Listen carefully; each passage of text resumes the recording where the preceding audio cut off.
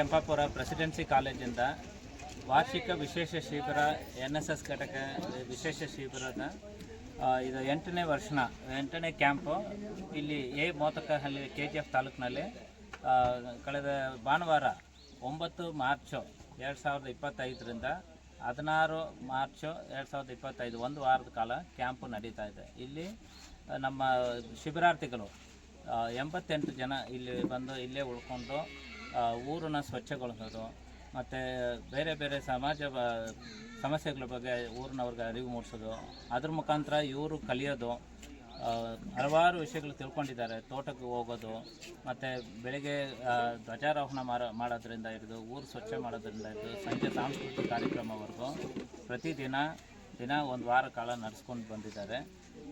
ಚೆನ್ನಾಗಿ ಅನುಭವ ಆಗಿದೆ. ತೋಟದಲ್ಲೆಲ್ಲ ಕೆಲಸ ಮಾಡಿದ್ದಾರೆ, ಊರನ್ನ ಸ್ವಚ್ಛ ಮಾಡಿದ್ದಾರೆ.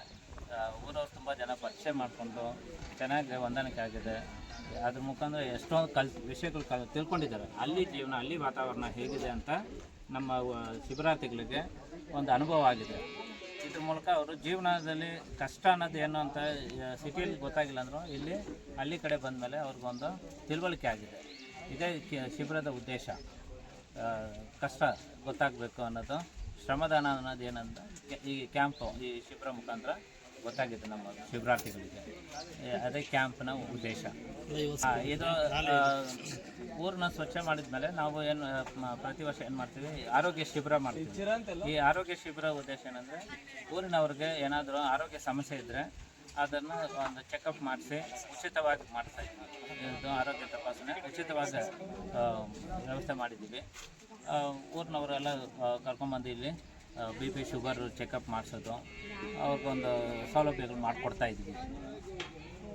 ಎಲ್ಲರಿಗೂ ನಮಸ್ಕಾರ. ನಾವು ಪ್ರೆಸಿಡೆನ್ಸಿ ಕಾಲೇಜ್ ಹೆಬ್ಬಾಳದಿಂದ ಬಂದಿದ್ದೇವೆ. ನಾವು ರಾಷ್ಟ್ರ ಸೇವಾ ಯೋಜನೆಯ ಅಡಿಯಿಂದ ಮೋತಕಹಳ್ಳಿಯಲ್ಲಿ ನಮ್ಮ NSS ಶಿಬಿರವನ್ನು ಹಮ್ಮಿಕೊಂಡಿದ್ದೇವೆ. ನಾವು ಆಗಲೇ ಬಂದು 6 ದಿನ ಆಯಿತು. ನಾವು ಬಂದ ಪ್ರತಿಯೊಂದು ದಿನದಿಂದಲೂ ಸಹ ಹೇಗೆ ಹಳ್ಳಿಯ ವಾತಾವರಣ ಇರುತ್ತೆ, ನಾವು ಬೆಳೆದದ್ದು ಸಿಟಿಯ ವಾತಾವರಣದಲ್ಲಿ. ನಮ್ಮ ಎಷ್ಟೋ ಜನರಿಗೆ ಹಳ್ಳಿಯ ಜೀವನ ಹೇಗಿರುತ್ತೆ, ಪರಸ್ಪರ ಹೊಂದಾಣಿಕೆ ಹೇಗಿರುತ್ತೆ, ಅಲ್ಲಿ ಜೀವನ ಹೇಗೆ ಮಾಡ್ತಾರೆ, ಅವರ ದಿನದ ಡೈಲಿ ಕೆಲಸಗಳು ಹೇಗೆ ನಡೆಯುತ್ತೆ ಎನ್ನುವುದರ ಬಗ್ಗೆ ನಮಗೆ ಅರಿವೇ ಇಲ್ಲ. ನಾವು ಯಾವಾಗಲೂ ಸಿಟಿಯ ವಾತಾವರಣದಲ್ಲಿ ಸುಖವಾಗಿ ಬೆಳೆದಿದ್ದೆವು.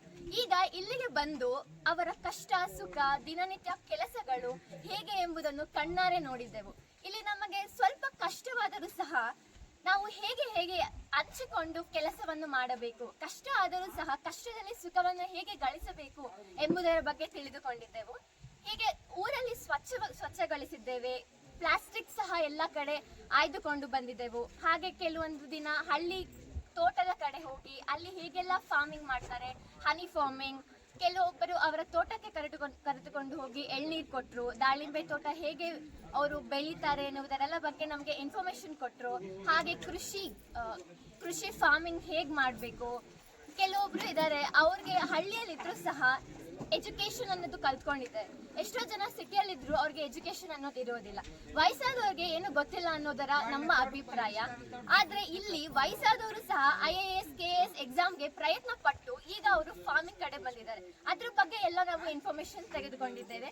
ಹೀಗೆ ಕಷ್ಟ ಅನ್ನೋದ್ರ ಬಗ್ಗೆ ನಾವು ಇಲ್ಲಿ ತಿಳಿದುಕೊಂಡು ಹಳ್ಳಿಯ ಜನರ ಪ್ರೀತಿಯನ್ನ ಗಳಿಸಿದ್ದೇವೆ.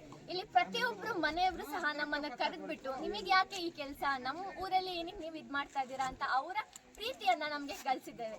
ಈಗ ಅವ್ರು ಹೇಳ್ತಿದ್ದಾರೆ, ನೀವು ಬಿಟ್ಟೋಗ್ತಾ ಇದ್ದೀರಾ, ಅದಕ್ಕೆ ನಮಗೆ ಇಷ್ಟ ಇಲ್ಲ, ಅಷ್ಟು ನಮ್ಮ ಮನಸ್ಸನ್ನು ಗೆದ್ದಿದ್ದೀರಾ, ಹಿಂಗೆ ನಿಮ್ ಜೀವನ ಮುಂದುವರ್ಸ್ಕೊಂಡು ಹೋಗಿ ಅಂತ. ಸೊ ಈ ಕ್ಯಾಂಪಿನ ನಮಗೆ ತುಂಬಾ ಉಪಯೋಗ ಆಗಿದೆ ಅಂತ ಹೇಳ್ತಾ ನಮ್ಮ ಈ ಕ್ಯಾಂಪ್ನ ವಿಷಯವನ್ನ ನಿಮಗೆ ಹೇಳಲು ಇಷ್ಟಪಡುತ್ತೇನೆ. ಧನ್ಯವಾದಗಳು. ಈ ಥರ ಕ್ಯಾಂಪಿಗೆ ಬಂದು ಮಕ್ಕಳಿಗೆ ಕಲಿಯೋದು ತುಂಬ ಇರ್ತದೆ. ಅವ್ರು ಸಿಟಿಯಲ್ಲಿ ಬೆಳೆದು ಅವರು ಏನು ಅನ್ಕೋತಾರೆ ಎಲ್ಲ ತಕ್ಷಣ ಆಗೋಗ್ಬಿಡ್ತದೆ ಅಂತ. ಇಲ್ಲಿಗೆ ಬಂದಾದ್ಮೇಲೆ ಅವರು ರೈತರ ಜೊತೆ ಹೋಗಿ ಅವ್ರ ಜೊತೆ ಹೆಂಗೆ ಇದು ಮಾಡೋದು, ವ್ಯವಸಾಯ ಮಾಡೋದು ಎಲ್ಲ ಒಂದು ಸ್ವಲ್ಪ ಅರಿವು ಮೂಡಿಸಿ ಅವ್ರಿಗೂ ಎಷ್ಟು ಕಷ್ಟ ಆಗುತ್ತೆ, ರೈತದ್ದೇನು ಕಷ್ಟ ಅದೆಲ್ಲ ತಿಳ್ಕೊಂಡಿದ್ದಾರೆ ಮಕ್ಕಳು. ಸೊ ಈ ಶಿಬಿರದಿಂದ ಮಕ್ಕಳಿಗೆಲ್ಲ ತುಂಬ ಹೆಲ್ಪ್ ಆಗಿದೆ ಅಂತ ನಾನು ಹೇಳ್ತೀನಿ ಸರ್. ಅಲ್ಲಿ ಜೀವನ ಅರ್ಥ ಹೌದು ಸರ್. ನಮಸ್ಕಾರ. ಆ್ಯಕ್ಚುಲಿ ಇದು ನನ್ನ 3ನೇ ವರ್ಷದ NSS ಶಿಬಿರ. ಇದಕ್ಕಿಂತ ಮುಂಚೆ ಫಸ್ಟ್ ಇಯರ್ ಸೆಕೆಂಡ್ ಇಯರಲ್ಲಿ ನಾವು ಇದು ಚನ್ನಪಟ್ಟಣ ಮಂಡ್ಯದಲ್ಲಿ ಮಾಡಿದ್ವಿ. ಇದು ನಮ್ಮ ಸ್ವಂತ ನಮ್ಮದೇ ಊರಿದು. ಅದೇ ನಮ್ಮೂರು ಅಂತ ಚೆನ್ನಾಗಿರುತ್ತೆ ಅಂತ ಕರ್ಕೊಂಬಂದಿರೋದು. ಆ್ಯಕ್ಚುಲಿ ಇನ್ನೊಂದು ಅಂದರೆ ಬೆಂಗಳೂರಲ್ಲಿ 90% ಯಾರಿಗೂ ಅಗ್ರಿಕಲ್ಚರ್ ಹೆಂಗೆ ಮಾಡ್ತಾರೆ ಅನ್ನೋದು ಗೊತ್ತಿಲ್ಲ. ಅದಕ್ಕೆ ಸ್ವಲ್ಪ ತಿಳ್ಕೊಳ್ಳಿ, ಇಲ್ಲಿದ್ದರೆ ನಮಗೆ ಸ್ವಲ್ಪ ಫೇವರ್ ಆಗುತ್ತೆ, ಎಲ್ಲ ಚೆನ್ನಾಗಿ ನಾಲೆಜ್ ನೀಡ್ಬೋದು ಸ್ಟೂಡೆಂಟ್ಸ್ಗೆ ಪ್ಲಸ್ ಊರವ್ರಿಗೆ ಅಂತ ನಮ್ಮೂರಿಗೆ ಅಂತ ಸೆಲೆಕ್ಟ್ ಮಾಡ್ಕೊಂಡು ಕರ್ಕೊಂಬಂದ್ವಿ. ಭಾನುವಾರದಿಂದ ಸಂಡೇ ಟು ಸಂಡೇ ನಡೆಯುತ್ತೆ 8 ದಿನ. ಫಸ್ಟ್ ಡೇ ಬೆಳಗ್ಗೆಯಿಂದ ರೊಟೀನ್ ಏನು ಅಂತಂದರೆ ಬೆಳಗ್ಗೆ 6 ಗಂಟೆಗೆ ನಮಗೆ ಫ್ಲ್ಯಾಗ್ ಹಾಸ್ಟ್ ಇರುತ್ತೆ. ಅದ ನಂತರ ಟಿಫನ್ ಮಾಡಿಕೊಂಡು ಊರು ಕ್ಲೀನಿಂಗಿಗೆ ಊರವ್ರು ಯಾರಾದ್ರೂ ಕೆಲಸಕ್ಕೆ ಕರೆದಿದ್ರೆ ಸೊ ಹೆಲ್ಪ್ ಮಾಡೋದಕ್ಕೆ ಹೋಗ್ತೀವಿ 12 o'clock to 1 o'clockವರೆಗೂ. ಅದ ನಂತರ ಊಟ ಮಾಡಿಕೊಂಡು ನಮಗೆ ಸೆಷನ್ಸ್ ಇರುತ್ತೆ, ಅಗ್ರಿಕಲ್ಚರ್ ಸೆಷನ್ಸ್ ಆ ಥರ ಇರುತ್ತೆ. ಅದ ನಂತರ 3 o'clock ಇಂದ 4 o'clock ಕಲ್ಚರಲ್ಸ್ ಪ್ರಾಕ್ಟೀಸ್ ಮಾಡ್ಕೊತಾರೆ. ಅದ ನಂತರ ಸಾಯಂಕಾಲ 6 ಗಂಟೆಯಿಂದ 10 ಗಂಟೆವರೆಗೂ ಕಲ್ಚರಲ್ಸ್ ಅಂತ ಸಾಯಂಕಾಲ ಪ್ರೋಗ್ರಾಮ್ ಮಾಡ್ತಾರೆ. ಇಲ್ಲಿ ಬಂದಿರೋ ವಿದ್ಯಾರ್ಥಿಗಳು BCA, BCom, BBA 3 ಡಿಪಾರ್ಟ್ಮೆಂಟಿಂದ ಬಂದಿದ್ದಾರೆ.